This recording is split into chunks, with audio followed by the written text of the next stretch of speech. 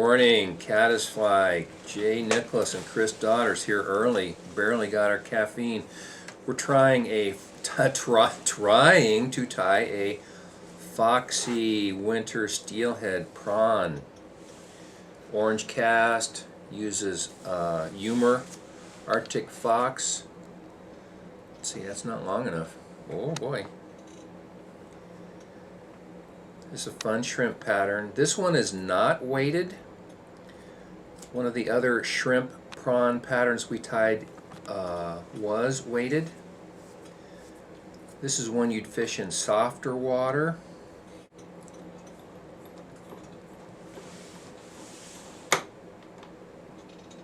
Shoot these videos early in the morning.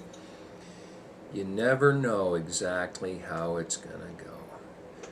So that first batch of fox I cut off was just too wasn't long enough to reach all the way to the front of the hook. So now I have my prawn, my mono prawn eyes. I'm gonna tie them on here.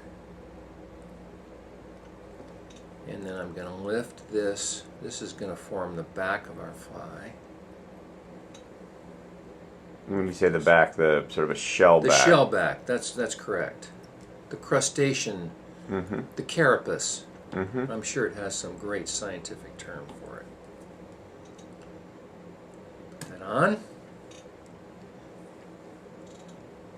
Fold this back out of the way a little bit.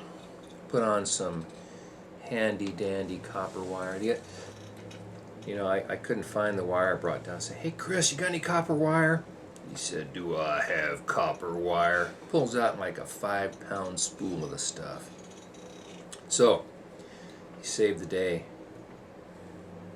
We have some nice chenille. This is good old chenille, but it has a little bit of flash in it, a little bit of multicolored features. You can adapt the colors of this fly to your liking, and it's always a trick to say, how far forward do I run this? You run it too far forward, you get in conflict with the eye of your hook. If you don't run it far enough forward, it looks a little bit funny. Still fish. Pink saddle hackle strung. We're going to palmer this towards the back. Now, if you think this looks suspiciously like a tied down caddis bucktail, you're showing your age. That's a fly that's very effective, just not fished much anymore. What about a horner shrimp? If you know about that one, are you really old? Yeah, horner shrimp has been around for a long time. So I'm running into a little bit of excitement here because I'm having a hard time separating my copper wire from my fox. But I think I managed to do that. So then the wire comes forward to secure that hackle. Somebody asked, he said, how long does it take you to shoot one of those videos to do a fly? Is it like 15 minutes, 20 minutes? How long do you take for outtakes? Well, we just about don't. Chris is a slave driver. Once you start these things, you're committed. So you never know what's. So we're pulling this, we're gathering this Arctic fox tail. Now, Arctic fox body will not do the job on this fly. It isn't long enough. Now, doing this head, don't do too many wraps here. I think I did 3. And I'm using a white thread. You could use smaller diameter. You could use a color to match. I just happen to like white. It's kind of multi-purpose. Now, if you want, you can leave that just the way it is. You're done.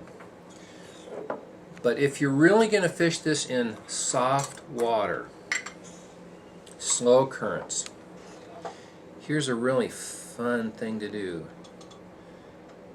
You can get high too. Dip your fingers in Softex,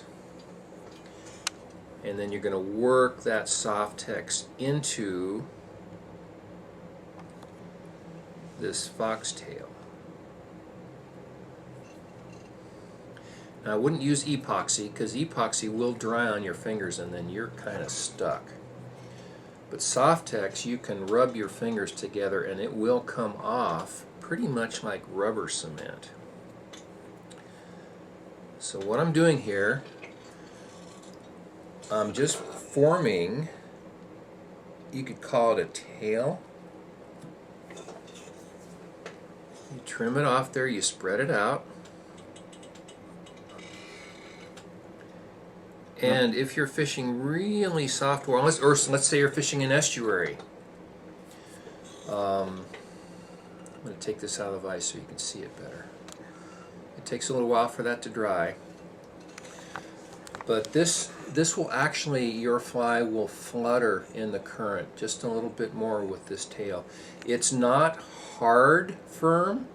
It's just got a little bit of substance to it. And actually this is a real fresh jar of Softex, and the Softex that works the best on this is the jar you've had around for 6 months. So it's down to about a third of its left and it's nice and thick.